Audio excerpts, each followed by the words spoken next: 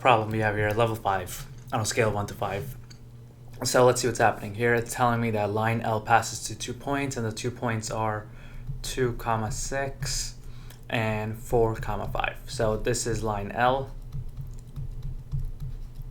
And secondly, I have line K, which is perpendicular to line L and passes to the points x squared, x squared minus 3, and 2, 7. And the question's really asking me what is the value of x squared. So, a couple of things. Let's understand what this question is saying. The question is saying line L passes to these 2 points, okay? So if I have line L, it's going to pass to wherever these. So 2, 6 is right there. Let's say 4, 5 is right there. I'm not trying to be exact. So that's going to be line L. And line K is perpendicular to line L. Let's understand what that means. If two lines are perpendicular, that means that they form a 90-degree angle where they intersect. So there's got to be a 90-degree angle. So line K has to be something like this. Now, the relationship between the slopes of two perpendicular lines is negative reciprocal. So let's say, for example, the slope of line L was 2. And that would imply that the slope of line K must be negative 1 over 2. Because what a negative reciprocal is just you flip the number and change the sign. So if I flip 2, it becomes 1/2. Right now that's positive 2, so it becomes negative half. So let me get this stuff out of the way now. So what I'm going to try to do first is calculate the slope of line L. Now the formula for slope, and it's an important one, I would definitely try to memorize this. y2 minus y1 over x2 minus x1 gives you the slope. So let's do this. I'll label these.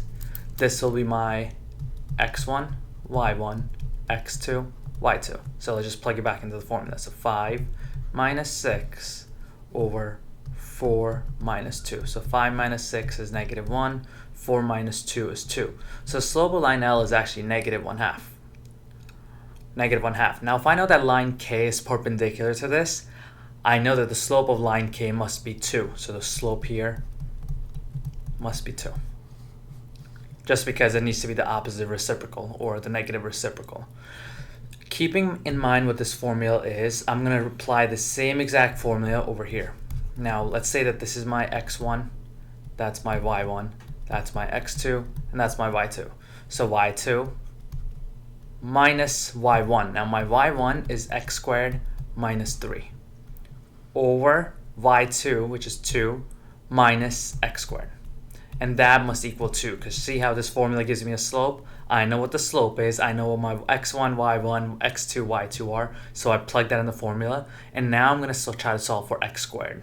So first thing, I'm going to distribute that negative here and here. So if I distribute that negative times x squared will just make that negative x squared. And over here, negative times negative 3 will make that positive 3. So this becomes positive 3. Now, I'm going to combine my like terms. That's 7 plus 3. That'll give me 10. So let's get rid of those, and let me just kind of rewrite that as 10. So this will be 10 minus x squared now. Now, if 10 minus x squared over 2 minus x squared equals 2, and there's an imaginary 1 down here. Now I'm going to cross multiply. So 1 times 10 minus x squared is just 10 minus x squared. 2 minus x squared times 2 will give me 2 times 2 is 4. 2 times negative x squared gives me negative 2x squared.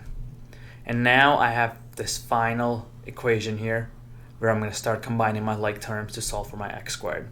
So remember, our goal always is to combine like terms. Let me erase this over here to get myself some more room. While I'm erasing this, try to think about what the next step will be. So to combine my like terms, what I'm going to do is I'm going to bring the 4 over to this side. So I'm going to subtract 4 and subtract 4 from here, so that makes it 6. And since I have negative x squared here, I'll add x squared here, and I'll add x squared here, so that'll give me 6 equals negative x squared. Because this is negative 2x squared plus 1x squared, which gives me negative x squared. And I just want x squared by itself, so I'll divide this by negative 1 and this by negative 1, which cancels a negative out, and I'm left with x squared equals negative 6. Tough problem.